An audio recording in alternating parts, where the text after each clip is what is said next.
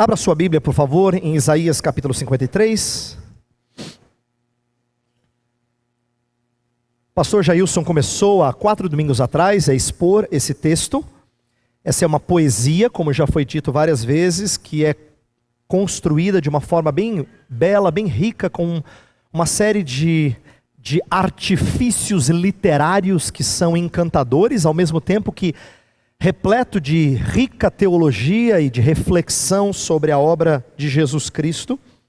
Eu não vou ler todo o texto, mas eu quero ler o trecho que eu vou expor nessa manhã, que é a 4ª estrofe, por assim dizer, desse hino, dessa poesia, versos 7 a 9. 7 a 9, Isaías 53, versos 7 a 9, diz assim: Ele foi oprimido e afligido, e contudo não abriu a sua boca. Como um cordeiro foi levado para o matadouro, e como uma ovelha que diante de seus tosquiadores fica calada, ele não abriu a sua boca. Com um julgamento opressivo ele foi levado. E quem pode falar dos seus descendentes? Pois ele foi eliminado da terra dos viventes. Por causa da transgressão do meu povo, ele foi golpeado. Foi-lhe dado um túmulo com os ímpios e com os ricos em sua morte, embora não tivesse cometido nenhuma violência, nem houvesse nenhuma mentira em sua boca. Estamos expondo esse 4º cântico do servo. Eu disse no passado, numa mensagem dessa série, que Isaías gosta de trabalhar com a ideia de servo. E ele escreve 4 músicas específicas sobre o servo, e essa é a 4ª e última, mais rica, que apresenta o servo como sofredor.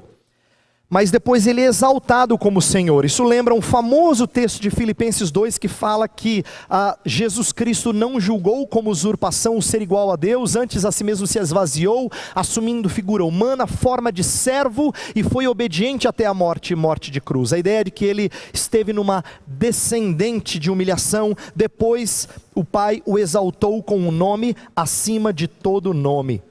Nós vamos falar dessa exaltação na última mensagem. No domingo que vem, pastor Jailson vai nos levar a refletir sobre o final do cântico, que é um final vitorioso, e bate certinho com a Páscoa, que para nós não é só momento de almoçar com a família, nem comer chocolate, mas acima de tudo, é a vitória do nosso Redentor Jesus Cristo sobre a morte, trazendo para nós uma perspectiva diferente desta vida. Isto é, nós não encaramos essa vida com medo do que ela tem a nos trazer, porque nada pode nos separar do amor de Deus que está em Cristo Jesus. Então Páscoa para nós não tem que ser uma vez por ano, tem que ser todo domingo. A razão de nós estarmos aqui é porque Ele ressuscitou no primeiro dia da semana.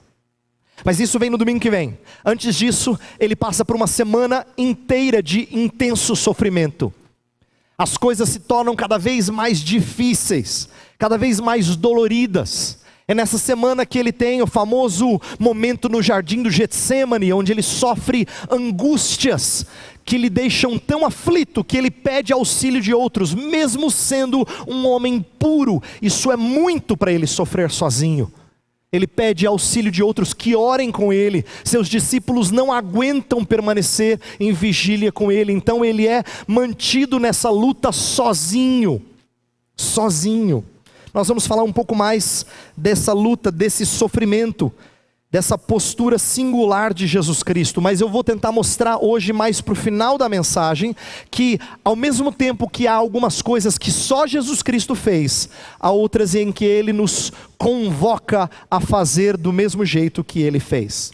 Deixa eu lembrar daquilo que foi ensinado nas mensagens anteriores, antes de explicar o que a gente vai fazer na mensagem de hoje.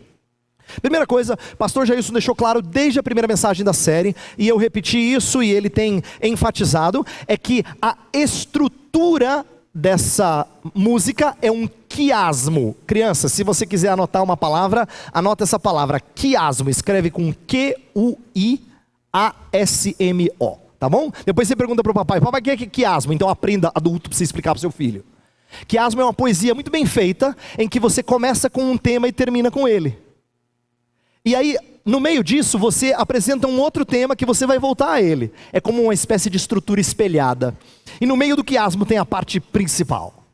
Então a primeira estrofe fala da sua exaltação, a segunda do seu sofrimento, a quarta fala do seu sofrimento e a quinta de sua exaltação. Ele vai e volta no mesmo tema, mas no meio tem o cerne dessa poesia, e é a razão do servo ser um sofredor.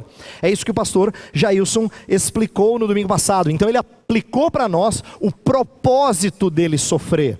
Ele explicou que a razão dele sofrer não são qualquer falhas ou iniquidades dele. Ele não foi castigado por causa dos seus erros, mas por causa dos nossos erros. Pastor Jailson enfatizou isso bastante. Foi por causa de pecados, mas não dele, nossos. As iniquidades, mas não dele, nossas. E além disso, o pastor Jailson explicou também que essa morte de Jesus Cristo é uma expiação. Expiação significa cobrir o nosso pecado. Ele diz que é uma expiação vicária, isto é em nosso lugar. Ele fez isso em lugar daqueles que creem nele. É uma expiação também propiciatória, que significa Deus é apaziguado. Deus não continua em ira para com você por causa da obra de Jesus Cristo. Não é que Deus é um Deus bravo que precisa de oferenda. O próprio Deus envia o seu Filho para ser apaziguado da sua justa ira. Pastor Jailson também nos lembrou que é uma expiação reconciliatória, isto é, ela nos traz reconciliação, paz e vida plena, comunhão plena com Deus. E por último ele falou que essa expiação, ela é definida, ela é aplicada especificamente ao seu povo. Então tudo isso a gente ouviu domingo passado. E a última coisa que eu quero dizer de domingos anteriores, que eu vou usar nessa mensagem, é que pastor Jailson disse desde o começo que essa era uma ótima série para a gente trazer pessoas que nos visitam para os grupos, para o culto, para a eles ser apresentado a obra de Jesus Cristo, para eles conhecerem o que Jesus Cristo faz por pecadores. Então eu quero tomar esse ímpeto de evangelização, de testemunho, e voltar a essa ênfase no final desta mensagem, tá? Então, o que nós vamos fazer nessa quarta mensagem da série, penúltima mensagem da série? 3 coisas, se você quer anotar, então preste atenção que eu vou falar cada uma delas agora. E aí depois eu vou voltar nessas 3. Primeira coisa que a gente vai fazer nós vamos olhar para os estágios decadentes da humilhação de Jesus Cristo, como cumprimento de Isaías 53. Repito, nós vamos olhar para os estágios decadentes de humilhação de Jesus Cristo como cumprimento de Isaías 53. A gente vai olhar como Isaías 53 antecipa a derrocada, por assim dizer, a humilhação cada vez mais decadente de Jesus. Segunda coisa que a gente vai ver é como é que o servo, Jesus Cristo, reage de forma submissa em face a essa injustiça. Isto é, diante dessa injustiça que é praticada para com ele, como é que ele reage? De forma submissa, humilde. A gente vai olhar para a importância disso e como o texto ressalta isso. E em terceiro lugar, nós vamos olhar para a forma como esse servo, ele tanto transforma a nossa condição para com Deus, quanto a nossa postura em relação ao mundo. Repito, o servo, ele transforma a nossa condição para com Deus, assim como nossa postura para com o mundo. 3 coisas, tá? Eu vou voltar nelas para você guardar. A primeira coisa, então, nós vamos olhar para os estágios decadentes da humilhação de Jesus, como cumprimento de Isaías 53. Eu falei que esse cântico é um quiasmo, né? E por ser um quiasmo, ele repete temas. Imagina, para quem gosta de música, eu vou usar uma ilustração para você entender. Sabe quando uma música tem um tema, tem uma melodia, que ela começa com ela, depois ela muda um pouco, depois ela volta nessa melodia? A gente fala de retrabalhar o tema fundamental, o principal de uma música, né? Isso é muito comum em músicas bem escritas. Elas vão usar um tema, depois elas vão voltar lá na frente. E músicas ou cantatas ou óperas ou as sinfonias que têm várias partes frequentemente voltam no tema principal. Isaías 53 faz alguma coisa parecida assim. Ele lança certos temas que ele volta a eles. E aqui nós vemos que a segunda estrofe, que trata de sofrimento, nós falamos que ela mostra como Jesus Cristo foi a única vítima no sentido pleno. Eu até fiz uma aplicação ao contexto brasileiro em que todo mundo se sente vítima, né? E eu disse assim, olha, na verdade nós não somos vítimas no sentido pleno. É verdade que nós sofremos injustiças, mas nós somos também marginalizadores dos outros. O único que foi inocentemente marginalizado foi Jesus Cristo. Só que nessa quarta estrofe que a gente vai trabalhar hoje, esse tema de sofrimento, ele é retrabalhado, mas agora de uma maneira mais intensa. Por quê? Nos versos 7, 8 e 9 ele vai descrever o que a gente chama de 3 estágios de humilhação. No versículo 7 fala de sofrimento, no 8 fala de morte, e no 9 fala de sepultamento. Sofrimento, morte e sepultamento. Essas 3 palavras combinam com os decadentes estágios da humilhação de Jesus Cristo. Quando a gente estuda em teologia a obra de Cristo, a gente fala que o primeiro estágio da humilhação de Jesus foi assumir uma forma humana cheia de consequências do pecado. Por exemplo, Jesus Cristo, ele é o Filho de Deus, ele é perfeito em toda a sua glória, e quando ele se torna homem, ele não se torna um homem sem doença, sem dor, sem envelhecimento, perfeito, nada disso. Ele assume uma humanidade estragada, por assim dizer. Ele não tem pecado, mas o corpo que ele assume, a alma que ele assume, então a humanidade toda, ela é repleta de falhas, de fraquezas, de dores, tá? De dores. Então, por isso que nesse texto, fala que ele é homem de dores, que sabe o que é padecer, ele é experimentado no sofrimento, em Isaías 53. E esse é o primeiro estágio da humilhação. Depois disso, vem o que a gente chama de segundo, terceiro e quarto estágio, que é sofrimento, morte e sepultamento. Então Isaías 53 está dando a sequência certinho daquilo que a gente entende que é uma derrocada, uma descendente num estágio de humilhação. Então eu quero olhar para cada um desses estágios, para você compreender algumas das coisas que são ditas aqui por Isaías. Primeiro, verso 7 fala de sofrimento. Olha o que diz. Início do verso, ele foi oprimido e afligido. A ideia aqui de oprimido e afligido, e depois no versículo 8, alguma coisa parecida é dito, com um julgamento opressivo ele foi levado.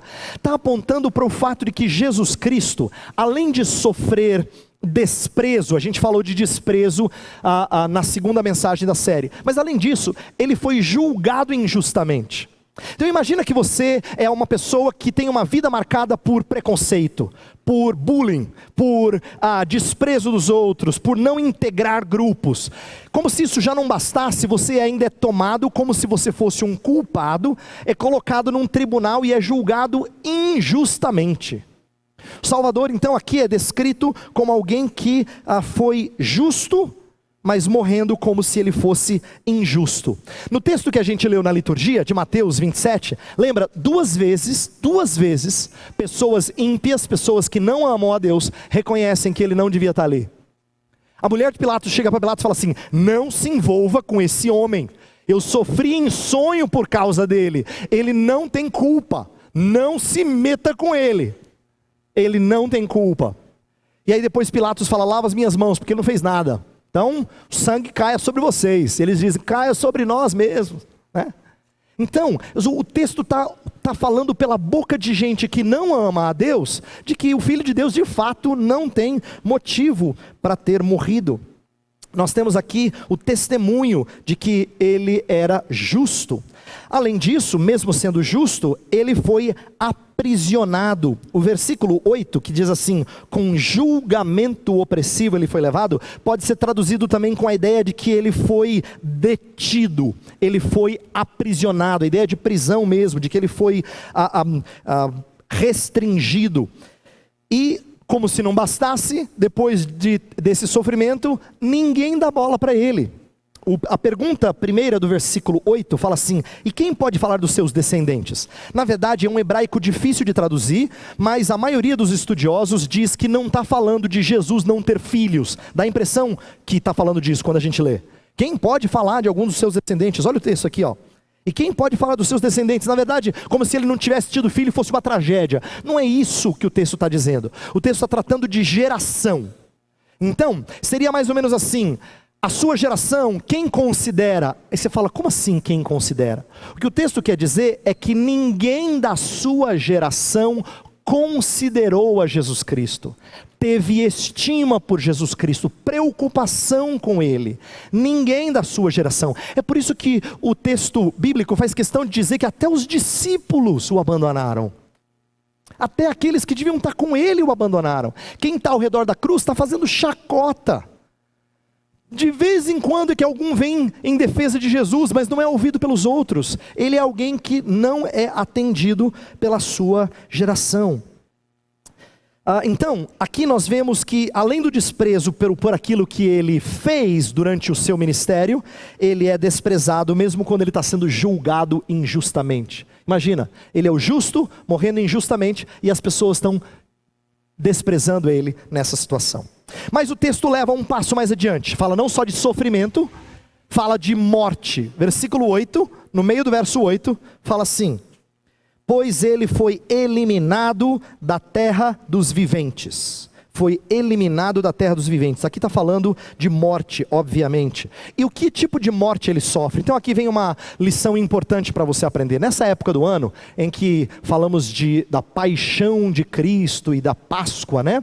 É muito comum a televisão passar assim filme tipo A Paixão de Cristo de Mel Gibson, que é um filme que tenta retratar quão sanguinolento foi o julgamento e o tratamento para com Jesus Cristo, né? Todo aquele esquema montado. Embora não seja errado retratar que ele sofreu muito fisicamente, tem uma coisa que o filme não consegue fazer, nenhum filme consegue falar, é do desamparo de Deus o Pai, aquilo que a gente chama em teologia de morte eterna. Jesus Cristo sofreu aquilo que é equivalente ao que pessoas sofrem no inferno, quando elas são desamparadas pelo conforto e o alento de Deus. Elas são afastadas do alento de Deus. Então, Jesus Cristo sofre isso, só que ele não sofre isso por causa dos pecados de um, ele sofre isso pelos pecados de todos os seus remidos. Nós dizemos que Jesus Cristo sofre morte eterna, não extensivamente, mas intensivamente.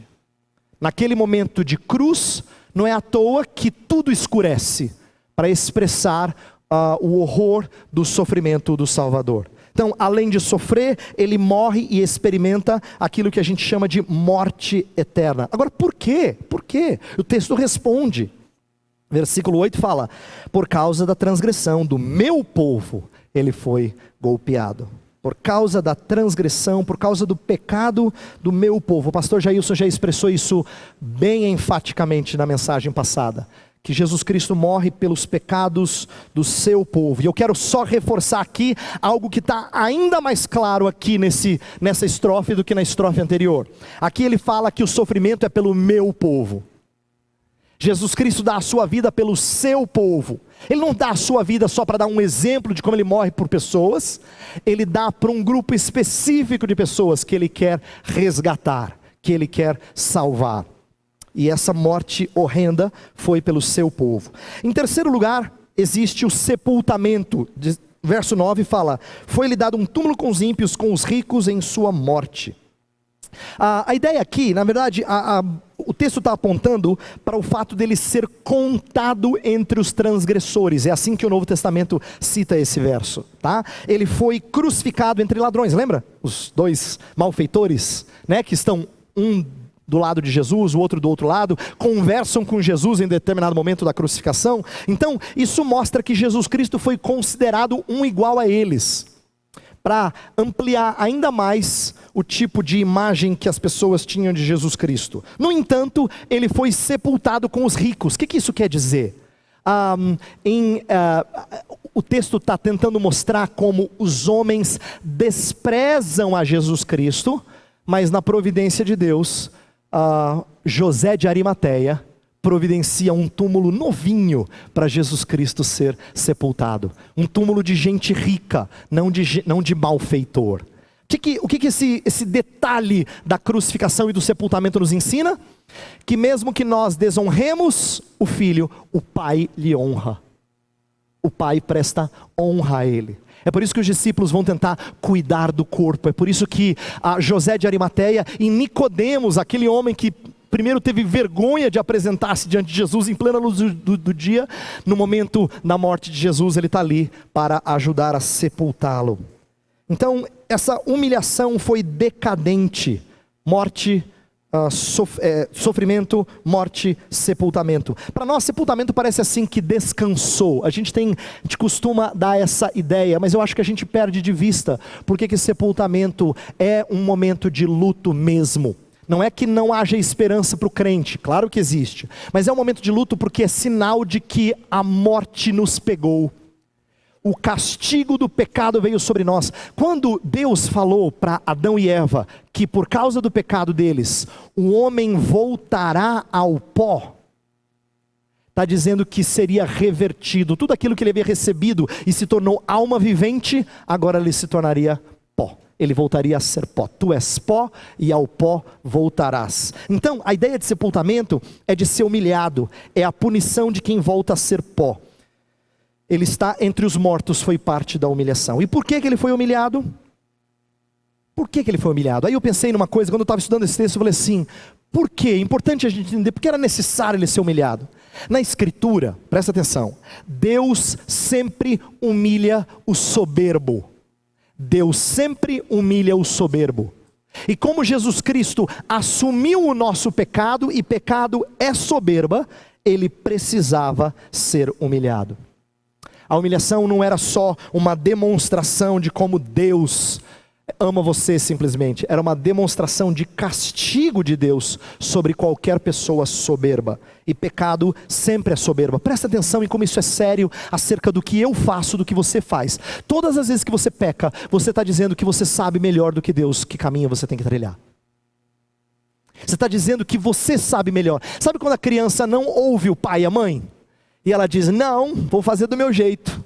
É exatamente assim que a gente age, de forma soberba, de forma arrogante, todas as vezes que a gente trilha o nosso caminho. Segunda coisa que essa mensagem vai fazer é nos lembrar a reação do servo, a reação submissa do servo a esse julgamento injusto, a essa humilhação, a submissão do servo. Olha só que interessante. Versículo 6 usa a analogia de ovelha. Nós não lemos esse texto, porque esse foi o texto exposto pelo pastor Jailson no domingo passado. Mas ele fala assim, todos nós, tal qual ovelhas, nos desviamos. Verso 7. E contudo não abriu a sua boca, como um cordeiro foi levado para o matadouro, e como uma ovelha que diante de seus tosqueadores fica calada, ele não abriu a sua boca. A analogia de ovelha é usada no 6 negativamente e no 7 positivamente. O que a ovelha tem de fraco? O que a ovelha tem de defeito? Ela se desvia como animal tolo, insensato e não sabe o caminho de volta. Não tem condições de voltar para casa. Ela precisa do seu pastor e buscá-la. Nós somos como ovelhas. Mas o que a ovelha tem de positivo? Ela é um animal reconhecidamente dócil. Não se ouve o seu balido nem quando ela é tosquiada e machucada pelos homens que estão tirando a sua lã. Ela pode ser cortada, ela pode ser ferida, mas ela sofre calada. E nisso o Salvador é como ovelha. Então, Isaías está usando a analogia de ovelha de duas formas bem diferentes. Quando ele chama você de ovelha, ele não está falando uma coisa bonitinha. Ele não está falando uma coisa bonitinha. Então quando a gente pensa assim que ovelhinha é aquilo que a gente sonha quando a gente está deitado, pulando a cerquinha e tal, essa imagem não é bíblica, tá? Ovelha é um bicho tolo que se desvia do seu pastor. É isso que você e eu somos. Mas o Salvador é ovelha que sofre calado. Ele não abriu a sua boca. Sabe o que me espanta nisso? Essa foi uma das coisas mais bonitas que eu aprendi ao estudar esse texto essa semana. Deus nunca impediu o seu povo de clamar por socorro. de clamar por reparação quando era oprimido e rejeitado. No começo da história de Moisés livrando o povo do deserto, diz assim que o povo estava sofrendo debaixo de Faraó, e eles clamaram ao Senhor, e o Senhor ouviu o seu clamor. Aí começa a história de chamar Moisés para ser o libertador do povo. No decorrer do livro de Salmos, a gente várias vezes vê salmos em que o salmista fala assim: Senhor, livra-me dos meus perseguidores, livra-me dos meus inimigos. Várias vezes o salmista repete isso. Tem vários salmos que trabalham isso. Nós lemos um pedacinho de um: amo o Senhor porque Ele me livrou, Ele ouviu a minha voz e me livrou. Mas tem vários outros. E quando Paulo foi perseguido, Paulo e Silas foram presos injustamente, lançados na prisão, depois foram açoitados, e aí os soldados, por ordem dos superiores, disseram: agora saiam. Aí Paulo falou assim: nada disso, sou cidadão romano, sofri injustamente, agora vocês falem com o superior de vocês, que eles venham nos soltar, não vocês. Fácil, né? Fácil eles cometerem as injustiças, depois mandarem os capatazes deles livrar-me. Não, quero que os superiores venham aqui. Aí os superiores ficam assim apavorados quando ouvem falar que ele é um cidadão romano, que ele tem direitos, e esses direitos foram feridos. Mas Deus nunca condena essa atitude de Paulo. Agora, por que isso chama a minha atenção? Porque isso foi precioso para mim. Deus diz sim para você todas as vezes que você clama. Ele diz: tudo bem, você pode clamar, eu quero que você clame. Mas porque Ele precisou dizer não para o clamor do seu Salvador. Jesus é o único que não pôde clamar por socorro. Ele é o único que não pôde clamar por socorro. Por isso que o texto que a gente leu fala que Ele não abriu a sua boca. Lá em Mateus 27 fala que Ele não respondeu. Pilatos ficou pasmo. Diante de tanta acusação: você não vai falar nada, Jesus? Nada. Nada. Ele ouviu e Ele não abriu a sua boca. Existe uma coisa aqui que me espanta e que eu quero que nós aprendamos. Jesus foi humilhado, eu disse na primeira parte, mas agora Ele tem uma reação submissa, humilde. Essas duas coisas são muito diferentes na nossa língua. Quando a gente fala assim que eu passei por humilhação, você fica muito bravo. Mas se você fala assim que fulano é humilde, você fala assim: olha só que homem crente. Nós não temos costume de juntar esses dois conceitos, mas eu acho que neste mundo, esses dois conceitos precisam ser unidos. Presta atenção. Neste mundo pode haver humilhação e não haver resposta humilde. Mas para ter resposta humilde, é preciso haver humilhação. Em outras palavras, neste mundo sofrido, pode haver humilhação sem humildade, mas não pode existir humildade sem humilhação. E por quê? Porque Deus usa esse mundo mau e esse mundo com fraquezas para nos aproximar dEle. Embora Jesus Cristo seja singular como servo sofredor, Deus também nos chama a uma vida em que o poder se aperfeiçoa na fraqueza, diz o apóstolo Paulo. Em que nós somos aproximados dele quando nós somos fracos. Alguns de vocês mais antigos devem lembrar o sermão que eu preguei na Central, vários anos atrás, sobre Sansão, que só foi crente diante do Senhor quando ele foi humilhado.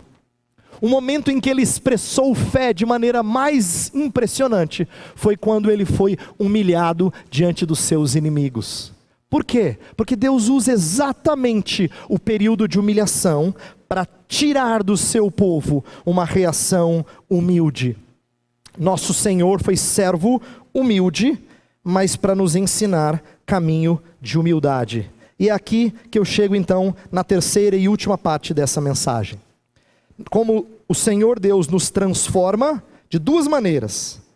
Ele transforma tanto a nossa condição perante Deus, como a nossa postura em relação ao mundo. Eu quero terminar com a maneira como o Novo Testamento usa esse texto que a gente está estudando. Isto é, como é que os autores do Novo Testamento, inspirados pelo Espírito Santo, como é que eles tomaram Isaías 53, o trecho que a gente está estudando, os versos 7, 8 e 9, a quarta estrofe, e como é que eles aplicam isso? Tá? E a gente vai ver que tem dois textos-chave, são, se eu não me engano, os dois únicos textos do Novo Testamento que citam essa estrofe, os versos 7 a 9 de Isaías, e elas fazem de formas diferentes, mas complementares. E eu quero terminar com a lição que essas duas passagens nos traz, tá? A lição de duas faces complementares de uma postura perante o mundo, à luz da nossa condição para com Deus. A primeira passagem é Atos capítulo 8, a gente já leu hoje na ordem de culto. Eu quero que você abra a sua ordem de culto e olhe para alguns versos que eu vou destacar. No começo, diz no verso 27, que havia ali um eunuco etíope, um oficial importante, encarregado de todos os tesouros de Candace, rainha dos etíopes. Esse homem viera a Jerusalém para adorar a Deus e de volta para casa, sentado em sua carruagem, lia o livro do profeta Isaías. É interessante aqui, porque Lucas, que é o autor do livro de Atos, ele vai citar um trecho do profeta Isaías, e é exatamente o trecho da mensagem de hoje. Mas eu quero que você entenda como, na providência de Deus, ele estava lendo provavelmente todo o texto, mas Lucas tira esse texto porque ele é significativo na vida do etíope. Deixa eu explicar para você por que ele é significativo na vida do etíope. Esse etíope era um homem temente a Deus, muito provavelmente, porque ele vai adorar em Jerusalém.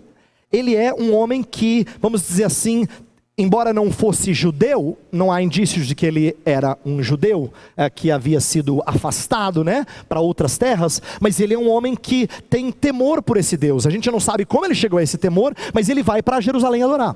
Só que ele é eunuco, ele é castrado, e na lei de Moisés, os eunucos não tinham acesso a toda a adoração do templo. Eles eram tratados com um certo grau de impureza. Então, presta atenção, embora ele fosse importante na sua terra, assistente da rainha Candace, em Jerusalém, ele era humilhado, porque lá ele não tinha acesso a todo o espaço de adoração.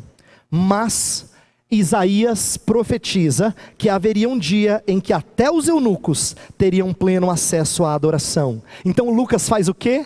Ele pega o trecho em que o servo sofredor sofre desprezo para aplicar isso à vida do eunuco.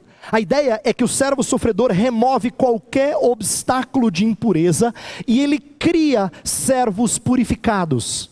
Presta atenção em como isso é importante, porque se você não entender a lógica do que está acontecendo ali, parece que não faz muito sentido o eunuco dizer assim: então quem me impede de ser batizado? Como é que ele deu esse salto? Ele deu esse salto porque ele entendeu que Jesus Cristo tira qualquer barreira de impureza, ele pode se aproximar diante de Deus. Jesus Cristo o purifica daquilo que na lei de Moisés era considerado uma impureza, e ele agora é trazido para a presença de Deus como alguém puro. Por isso que ele diz assim: então eu quero ser batizado, posso? E Filipe então o batiza. O que esse texto está nos ensinando é que a passagem apresenta a integração de um desprezível à presença do Senhor, porque Cristo se tornou desprezível em nosso lugar. A primeira parte do Evangelho é que Cristo se torna o único santo e honrado, se torna desprezível, para que você, desprezível, seja aceitado de forma honrosa diante do Senhor. Você e eu, desprezíveis, somos integrados à presença de Deus, porque Cristo se tornou desprezível em nosso lugar. Mas isso é apenas parte da história. Apenas parte da história. A segunda parte eu termino com essa. Eu quero que você abra em 1 Pedro capítulo 2. Como é que Pedro agora, Lucas já usou esse texto para falar de como o eunuco tinha acesso a Deus. Agora 1 Pedro capítulo 2.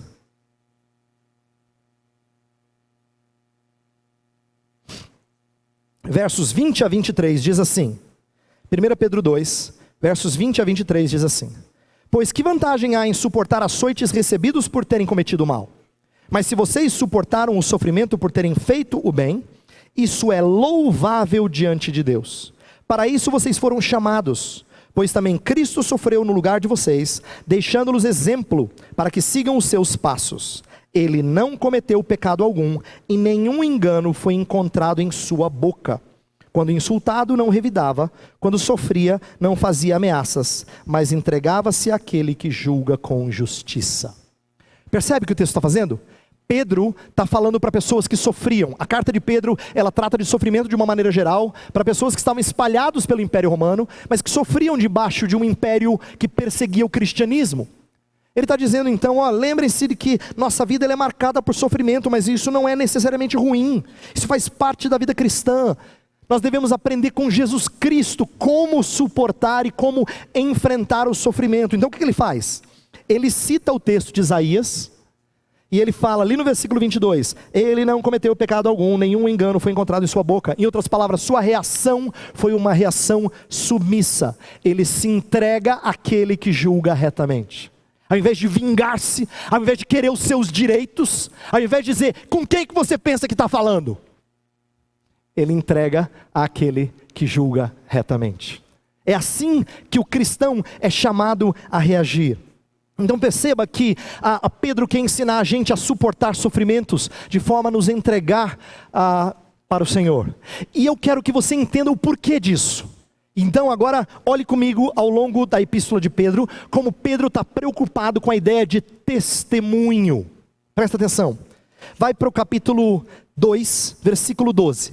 Diz assim: vivam entre os pagãos de maneira exemplar, para que mesmo que eles os acusem de praticarem o mal, observem as boas obras que vocês praticam e glorifiquem a Deus no dia da sua intervenção. Está vendo que a postura nossa diante dos homens tem que ser exemplar, para que eles glorifiquem a Deus, para que eles percebam que as boas obras que vocês praticam vêm de Deus, para que eles sejam calados na sua maledicência. Essa é a ideia. Versículo 15 do capítulo 2 ainda: pois é da vontade de Deus que, praticando o bem, vocês silenciem a ignorância dos insensatos. Olha o testemunho, olha o impacto sobre as pessoas. Capítulo 3, versos 1 e 2, fala sobre a mulher em relação ao seu marido descrente.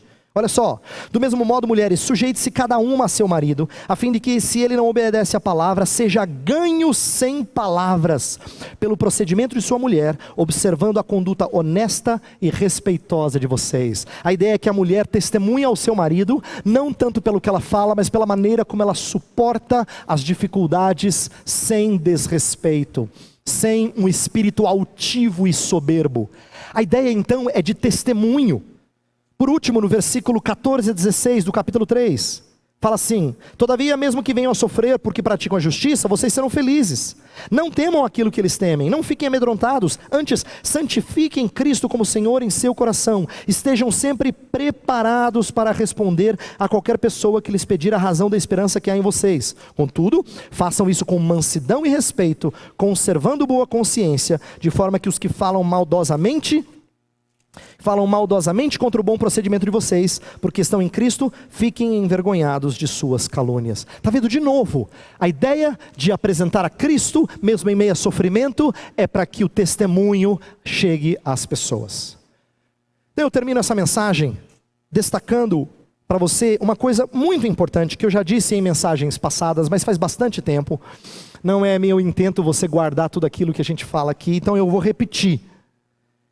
Independente da nossa dor, John Piper afirma que todo triunfo da fé e toda perseverança na obediência são testemunhas da bondade de Deus e da preciosidade de Cristo, quer o inimigo seja enfermidade, Satanás, pecado ou sabotagem. O que ele está querendo dizer?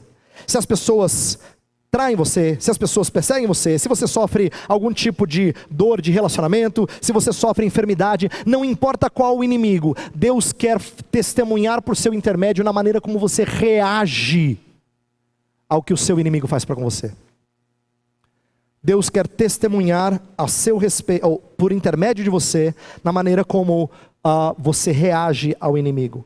Então, nesse sentido, nós somos coparticipantes dos sofrimentos de Cristo. Pedro fala isso em 1 Pedro 4:1. Não no sentido de que a gente morre pelos pecados dos outros, é claro que não. Nosso sofrimento, portanto, não é para propiciação, como o pastor Jailson ensinou.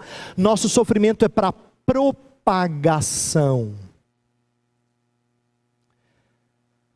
O que eu tenho aprendido sobre isso? Que cruz não é só o conteúdo da nossa mensagem. Cruz é o veículo da pregação. Deus usa pessoas que morrem para si, para pregar acerca daquele que morreu por nós. Cruz não é só o que você prega, Cruz, inclusive, é a maneira como você prega. Por isso que nós somos transformados em servos de Deus. E o nosso serviço é tornar a obra de Cristo visível em nós. O que eu quero dizer para encerrar? O Evangelho ele tem que mudar essas duas coisas em nós. Se você é uma pessoa que gosta de Deus, mas que não gasta tempo com o Senhor, é porque você ainda não foi transformado na sua condição para com o Senhor. Porque quando a gente é transformado na nossa condição para com Deus, então a gente quer gastar tempo com Ele.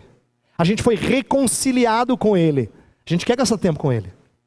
O Evangelho faz isso. Em primeiro lugar, ele transforma a sua condição para com Deus. Mas em segundo lugar, ele muda a sua postura em relação ao mundo. E essa segunda face do Evangelho que eu quero convocar você a abraçar nessa manhã. Ela muda a sua postura em relação ao mundo. Então, você não pode ser a pessoa que murmura constantemente acerca dos sofrimentos que você tem recebido. Por quê? Porque você não testemunha da maneira submissa que a palavra de Deus nos convoca a fazer. Se as pessoas sabem do seu testemunho, o que eles têm que ouvir da sua boca é acerca das glórias do seu Deus que cuida de você, a despeito da sua dor. Ele não abriu a sua boca. Pedro nos chama a suportar essas coisas com mansidão, com humildade, sem contestar. Eu sei que isso é difícil, mas essa vai ser a maneira como o Evangelho vai brilhar de forma mais impressionante para as pessoas ao nosso redor. Quando eles olharem para pessoas de um mundo repleto de entretenimento, de diversão, de prazeres, de coisas boas para curtir, e alguém disposto a sofrer honrando o seu Senhor. Essa é a maneira mais impressionante de testemunhar. Eu rogo ao Senhor Deus que quando Ele apertar a sua vida, você responda de maneira condizente com a transformação que Ele fez em você. Vamos orar. Ó Senhor, nós somos tantas vezes afligidos com o sofrimento. Tantas vezes nós somos amassados pelas dores deste mundo. Às vezes é a nossa família que nos entristece. Às vezes nós somos afligidos pelo nosso emprego e as condições difíceis que o nosso país tem trazido ao mundo de trabalho. Às vezes nós somos afligidos porque nós não encontramos na igreja aquilo que nós esperávamos. Às vezes nós somos afligidos porque nós não temos amigos, sofremos desprezo, nos sentimos só. Independente do nosso sofrimento, Senhor, nossa oração nesta manhã é que o Senhor venha ao nosso socorro. A Tua palavra nos encoraja a suplicar pelo Teu auxílio, então venha ao nosso socorro. Cuida do nosso coração, sara a nossa dor, dá-nos força enquanto sofremos, Senhor. Mas por outro lado, enquanto o Senhor não nos livra de todos os nossos males, o Senhor espera que nós testemunhemos ao mundo através deles, mediante uma postura humilde e submissa. Então nós agora suplicamos por força vinda de Ti. Dá-nos um espírito humilde, submisso. Tira de nossa boca toda murmuração, toda maledicência, para que nós aprendamos a sofrer de forma semelhante ao Salvador, sem abrir a sua boca. Cuida do Teu povo, Senhor, para que seja um povo que testemunha com vigor e com força do Espírito Santo, mesmo em meio a um mundo quebrado. Nós oramos em nome de Jesus. Amém.